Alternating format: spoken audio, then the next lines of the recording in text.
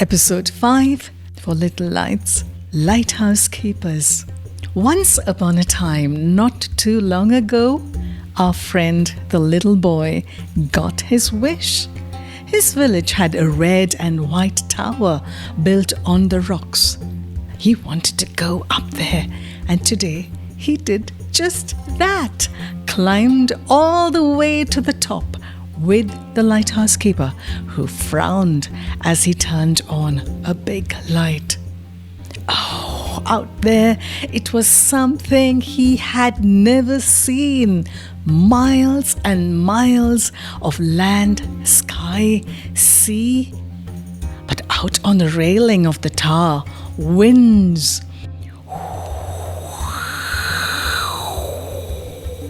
Sharp, strong, pulled at his shirt, at his ears and hair. The big blue sky, turning gold in the sunset, all of a sudden filled with clouds. Ha ha ha ha, the lighthouse keeper said. You see, it is not so nice here, eh? He had large brown eyes and red long ears that moved when he spoke. But the boy was frightened. What's a lighthouse for? He asked, holding on to the rails and to the older man, who did not smile.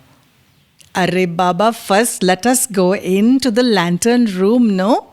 He cried through the wailing winds, helping the boy get in under the iron door, which he swung shut. The boy shivered, though it was warm inside the round room, surrounded by glass. Outside, the gold sky was turning grey, then black. It looked frightening. The boy stared at the giant rays going out from a large bulb in the lantern room. Why a light like this, no? The man asked. He had big brown, sad eyes. This child had asked to see the lighthouse. He seemed to be a rag picker, but he was clean and bright.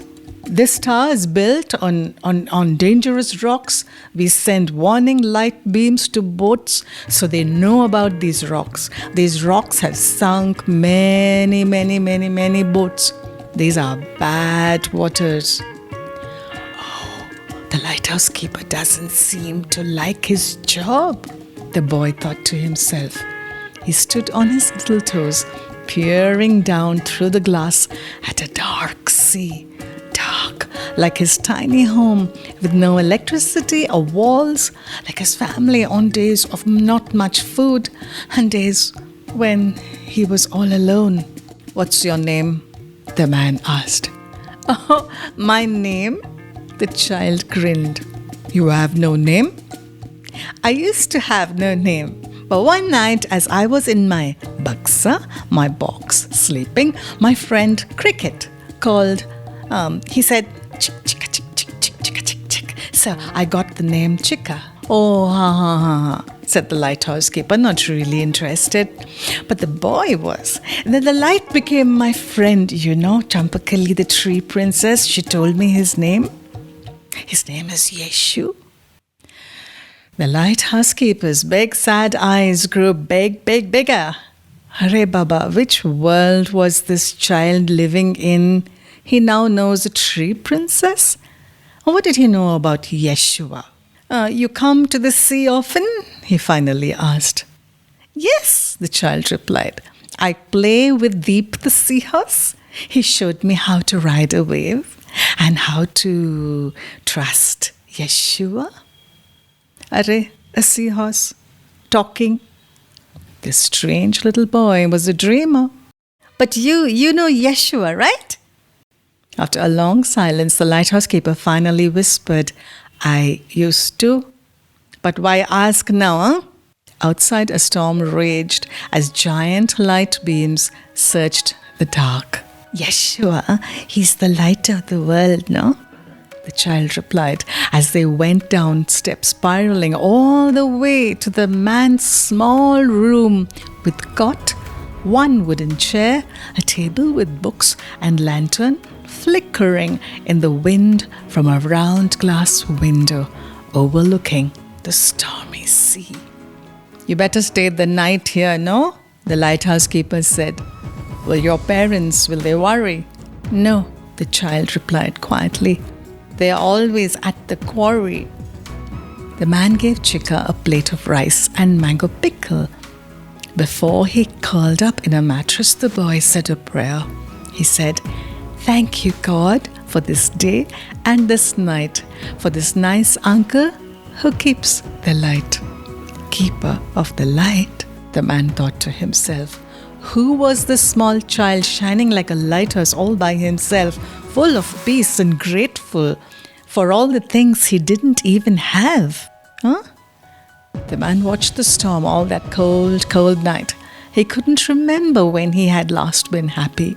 He did not believe in any God, though he secretly wished that God, if he was there, would visit him. And now this boy calling him Keeper of the Light felt like a visit from God. He stared at the sunrise through the clouds. It touched everything with fingers of light, even his own cold heart. "Yeah, God, are you there?" he whispered. Just then, great beams of light pushed through the dark in his heart, pulling him back to a safe, warm place. He felt like a child again. Could that even happen? Well, it did. When Chika woke up, he saw a new man there. The old was gone. The new was here. "Oof," said the lighthouse keeper. "And what a beautiful day, nah? Go to the beach, huh? Maybe we will meet all your strange friends." What had just happened here to this man with no smile?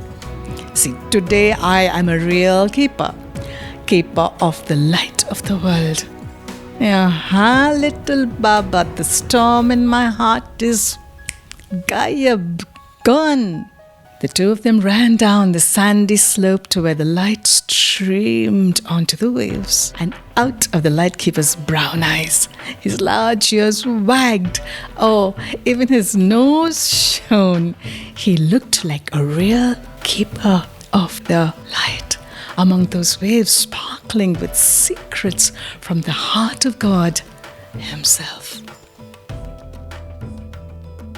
The Gospel of John, chapter 8, verse 12 says, in the words of Jesus, "I am the light of the world. Whoever follows me will never walk in darkness, but will have the light of life." From all of us here at Little Lights, shine for Jesus, okay?